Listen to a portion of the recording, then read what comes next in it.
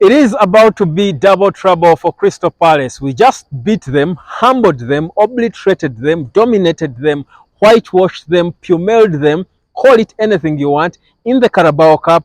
Guess what? We are back again for them at the same venue, the Old Trafford, this Saturday in the English Premier League. Guys, give me one reason why Manchester United shouldn't beat Crystal Palace again. Welcome to the hotspot. My name is Webb. It's another day to talk Manchester United. And today, guys, the conversation, before we even get into the talk of Man U up against Crystal Palace, that game is on the 30th. Guys, Garnacho and Marcus Rashford. We saw this boy starting this game in the Carabao Cup and scoring a goal.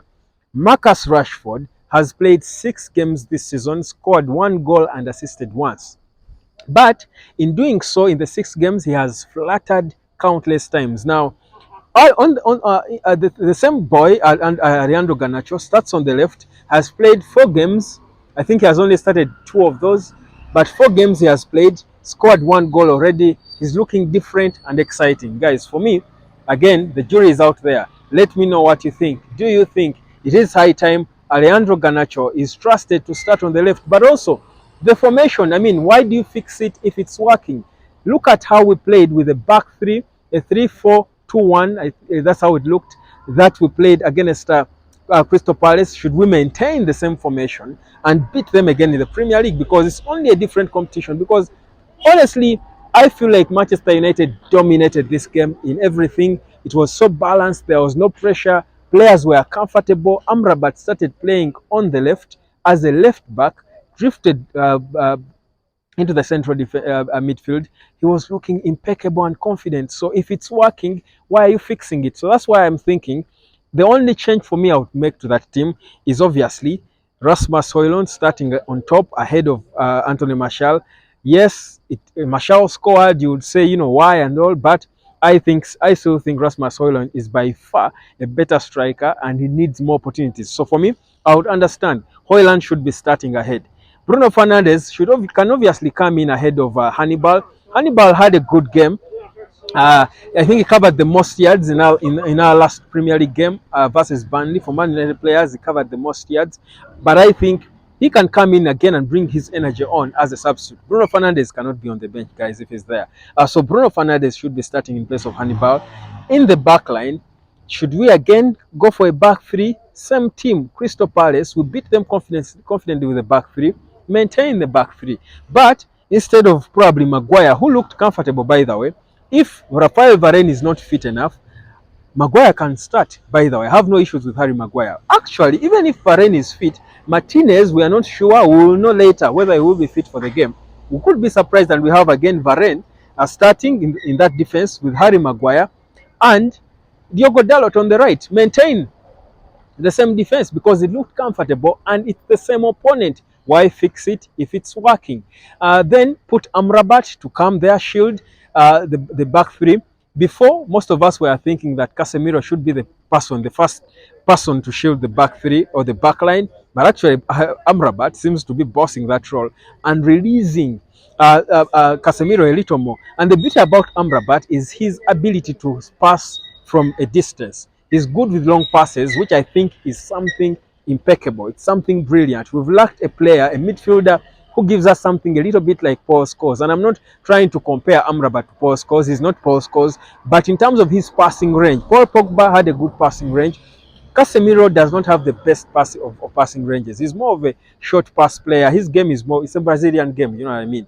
But Amrabat has proved to us, we saw him give several almost similar passes to Pelistri. It shows you he will give us a different dimension. So for me, Amrabat should be playing behind Casemiro. Casemiro a little advanced because he wants to go forward a little more.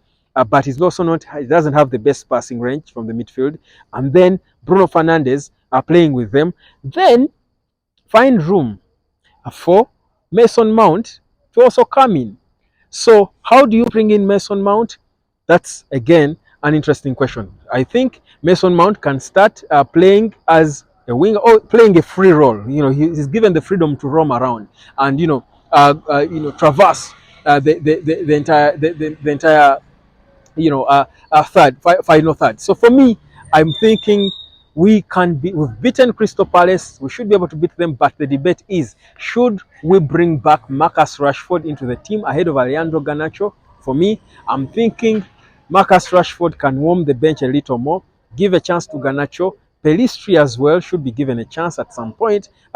Should he be starting? Perhaps he can start for me, but I don't think Marcus Rashford should come and disorganize what we're building. For me, that's the ruthlessness I want to see from Erik ten Hag. Before, we've seen Erik ten Hag prove that he can be ruthless with players in terms of getting them out of Manchester United, but how ruthless can he be in terms of getting players to play by making the tough decisions, benching players who are flattering to deceive and giving a chance to younger players who are performing? For me, this is for me the ultimate test. And see the fact that we are playing Crystal Palace back to back, from what we saw, our most convincing win in a long time, by the way, not just this season. Even if you bring in games from last season, I will struggle to recall games where we are more comfortable like we were when we were disposing of Crystal Palace. Even in the Carabao Cup that we won, I think Manchester United ticked all boxes. We are so balanced, we knew what we were doing, we are intentional, we are direct.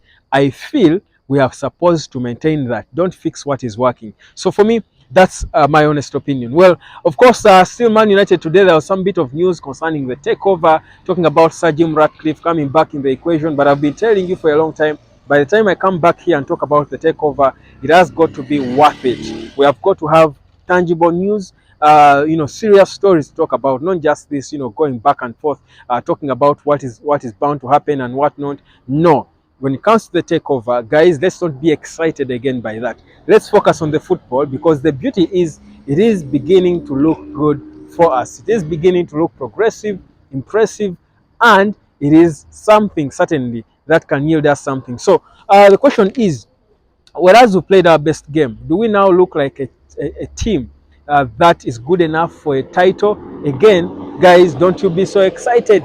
We shouldn't be thinking about titles now. We should be thinking about improvement. Improvement. How do we look better and better, consistently improving? For me, that's what we need to focus on. But for the start is, the boss has got to make those tough, ruthless decisions on the pitch, not in the boardroom, not in the dressing room, not in the in terms of players coming in and on the pitch. If a player is not performing, pull him out, give a chance to a player who is performing. That's what you do as a manager. What that does is it causes pressure for the other player who feels entitled.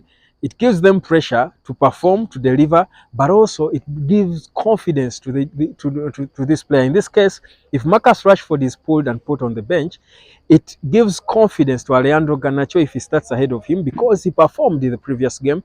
It gives him confidence to move on and know that actually he can also be a competitor. There are no customized numbers in professional football. You cannot have a number for keeps, a position for keeps. It can't happen. So for me, that's my honest opinion. Garnacho, Rashford, for now, I go Garnacho. Hotspot, subscribe. And I know you all think Garnacho is better off the bench. Don't tell me that crap. Marcus Rashford is better off what? Perhaps he's better off the bench, but because we haven't seen him a lot coming off the bench, maybe, we don't know. But for me, Garnacho should be starting. And don't change a lot from the team that beat Crystal Palace at the same venue for this weekend's game. Hotspot, subscribe. My name is Webb. I'll catch you later.